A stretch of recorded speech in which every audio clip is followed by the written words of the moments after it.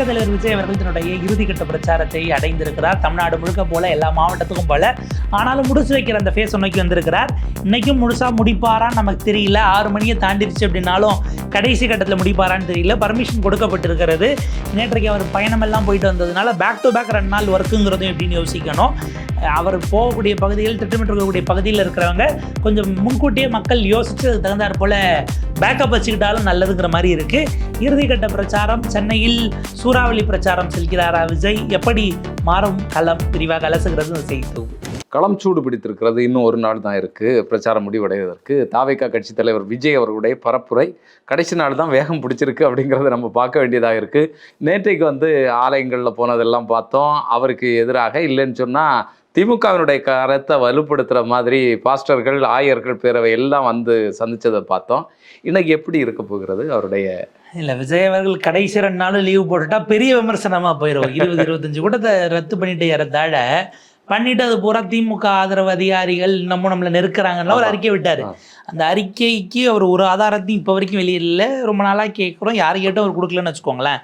இப்போ சென்னையில் 3 தொகுதிகள் வில்லிவாக்கத்தில் தொடங்கி ஒரு வழியாக ஆதவர்ஜுனாவுக்கு பிரச்சாரம் பண்ண போகிறாருங்கிறது ஆதவர்ஜுனா கடைசி வரைக்கும் பார்த்துக்கிட்டு இருந்தார். தேர்தல் வியூக மேலாண்மை வகுப்பாளர், நம்ம தேர்தல் மேலாண்மை வியூகம் வகுக்கக்கூடிய ஆள், நமக்கே தளபதி வரலையே, அவரோட கடைசி நாள் அந்த எனர்ஜி இருந்து அப்படியே ஓட்டு போட்டுருவாங்க, முன்னாடியே மறந்துடுவாங்கன்னு இதுவே ஒரு வியூகமானு நமக்கு தெரியல. வில்லிவாக்கத்தில் தொடங்கி அண்ணா நகர் போகிறாரு. அண்ணா நகருக்கு அப்புறம் விருகம்பாக்கம் அப்படிங்கிறது.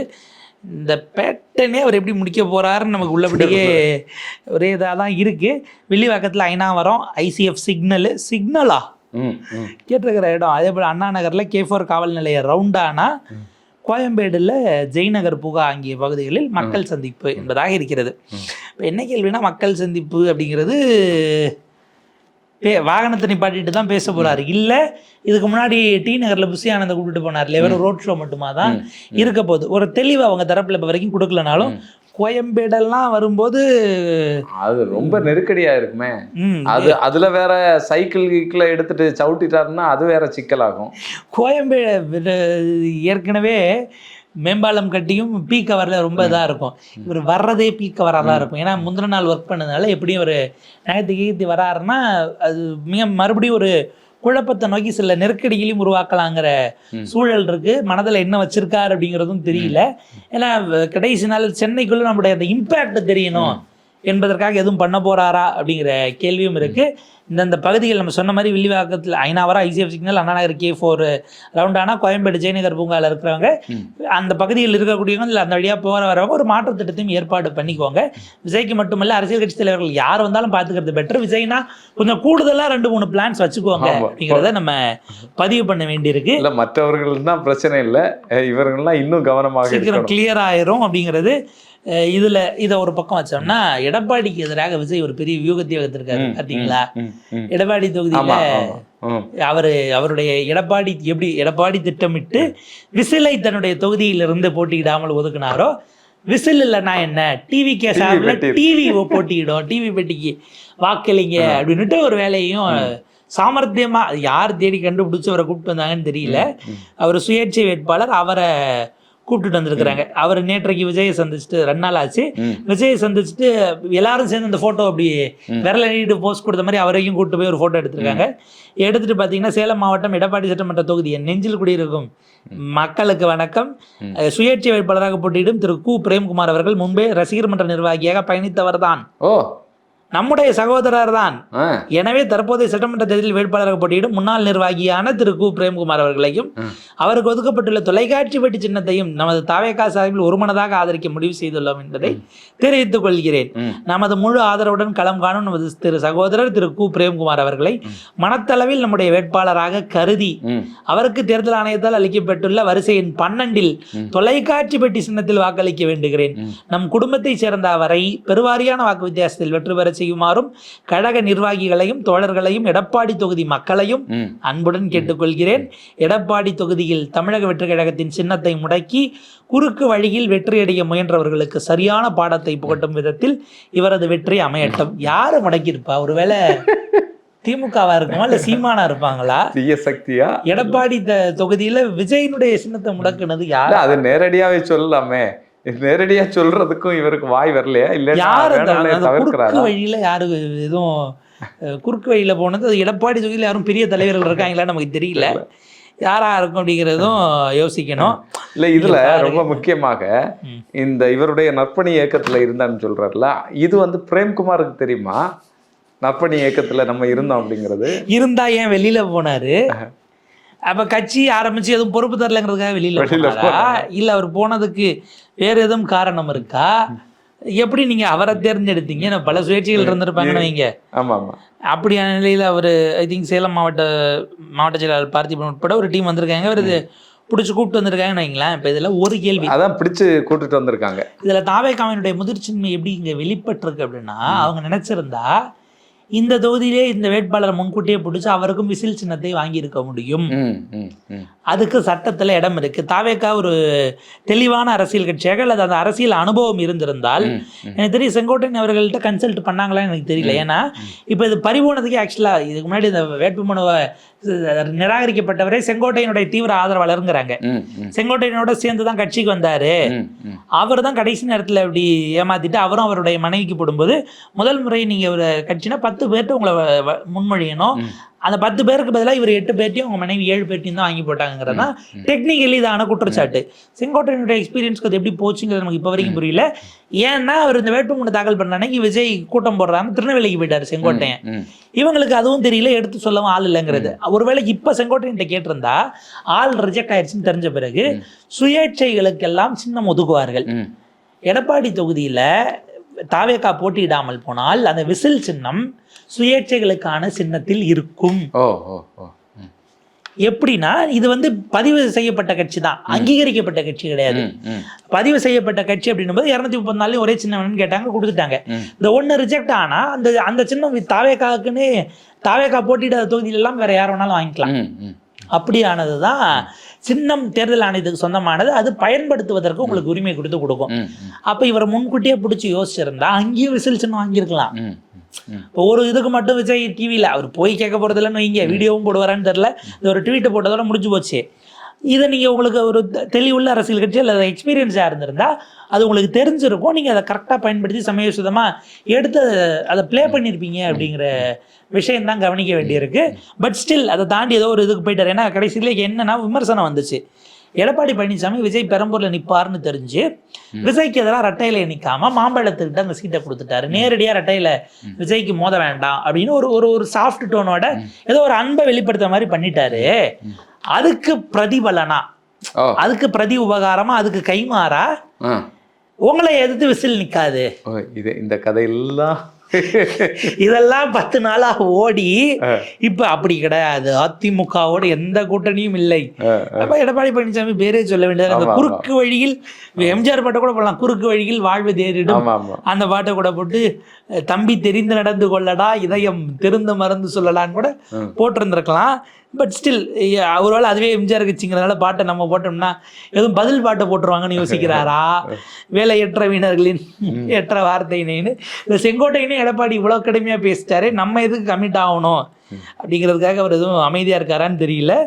இது கொஞ்சம் யோசிச்சிருந்தா சுதாரிச்சிருந்தா பண்ணியிருந்திருக்கலாங்கிறது தான் விஜயனுடைய அந்த ஒரு விஷயத்தில் நம்ம பார்க்க வேண்டியதாக இருக்குது. இதை தாண்டி பார்த்தீங்கன்னா விஜய சீமான் அவர்கள் மிக கடுமையாக சாடிக்கிட்டு இருக்காப்புல.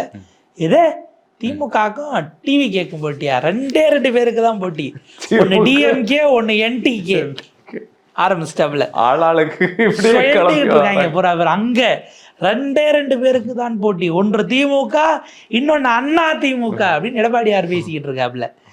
ராமதாஸ் அவர்கள் ஓய்வில் இருக்காரு, சசிகலா அம்மா போற இடம் பூரா ஒன்று அந்த திமுகவா அல்லது நம்முடைய மக்கள் ஆதரிக்கக்கூடிய செல்வாக்கு பெற்ற மமுகவா? இதுல திமுக அதே இடத்துலதான் இருக்கு, இவங்க எல்லாம் திமுக. அவர் ஆட்சியில இருக்கிறதுனால அவ்வளவு பேர் கேட்கறாங்க. இப்ப 2021 நீங்க யோசிச்சீங்கன்னா அதிமுக எடப்பாடி பழனிசாமி அதிமுக கூட்டணியா இல்ல திமுகவான்னு கேட்டாங்க. நாம் தமிழர் அப்படிதான் கேட்டாங்க. கமலஹாசன் டார்ச் வச்சுக்கிட்டு அவரும் ஆனா அவர் டார்ச்சை வச்சு அடிச்ச விளம்பரம் ஓடினது ஏடிஎம்கே விளம்பரம் ஓடிச்சான்னு எனக்கு ஒரு சந்தேகம் இருக்கு. அதுல டிஎம்கே ஓடுனதான் எனக்கு ஞாபகம். டிஎம்கே ஆட் எதிர்கட்சி டிவியில ஒன்னா எதுக்குங்க டார்ச் தூக்கி அடிச்சிங்கன்னு நமக்கு ஒரு சந்தேகம் வைங்க. அது இப்ப பேசணும்னா கூட்டணிக்குள்ள நம்ம ஏதோ குண்டு வைக்கிறோம்ன்றவாங்க. சரி, அதை நீங்க அரசியல்வாதிங்க உங்களுக்குள்ள அடிச்சுப்பீங்க குடிப்பீங்க, எங்களுக்கு என்ன அப்படிங்கிற மாதிரி அது ஒன்று ஓடிக்கிட்டு இருக்குன்னு வைங்களேன்.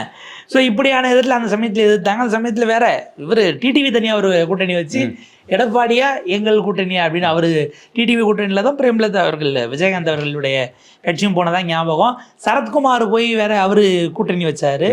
இதெல்லாம் நடந்தது. அவங்க உஷாரா ராதிகா அவர்களும் சரத்குமார் அவர்களும் போட்டி போடாம கட்சியில 33 பேருக்கு 34 பேருக்கு வாங்கி கொடுத்துட்டு எப்படியும் தோக்க போறதுதான். அதில் ஒரு சில வாங்கிட்டு திருப்பி எல்லாம் பண்ணாங்களே, ரிட்டர்ன் கொடுத்தாங்க. அவ்வளவு பேர்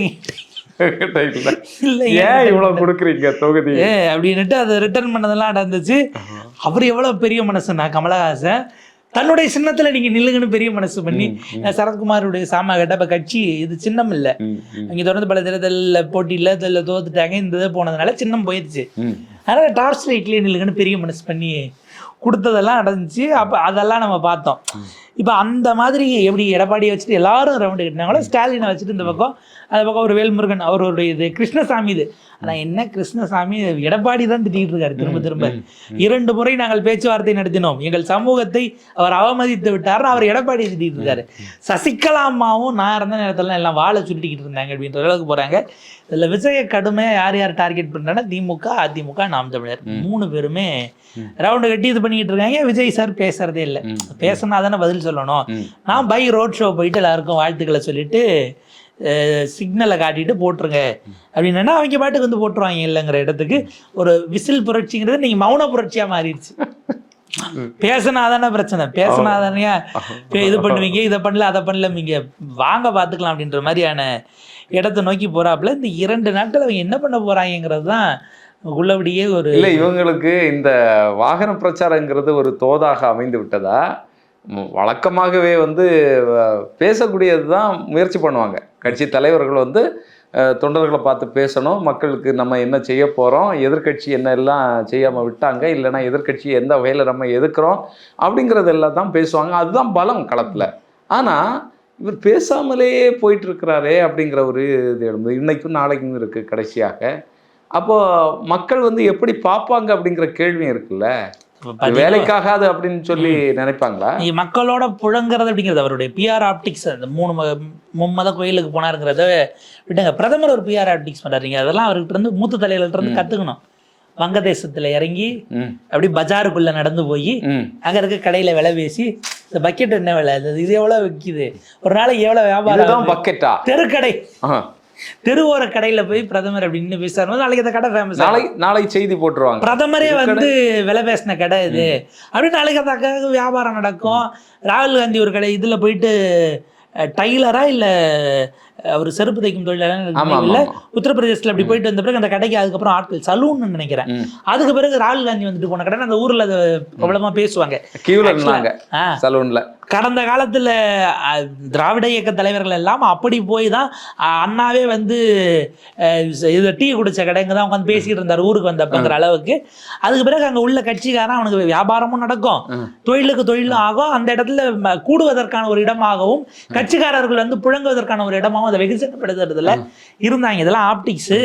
இதுல திராவிட இயக்கத்துல அப்படி நடந்திருக்கு, காங்கிரஸ் அப்படி பண்ணிருக்கு. இப்ப மோடி போனதுனால அவருக்கு இருக்கக்கூடிய தொழிலும் போமா இதோட இல்லைன்னா எப்படின்னு தெரியலையே. இல்லை அதெல்லாம் வந்து வரலாறு வேற மாதிரில இருக்கு. என்ன இருந்தாலும் வங்காள மக்கள் அப்படிங்கிற வகையில் அது நடந்தால் தீதி சந்தோஷப்படுவாங்க. ஆனால் அவங்க அந்த பாலிடிக்ஸ் அதை வேற மாதிரி கொண்டு போயிருக்கான்னு வைங்க.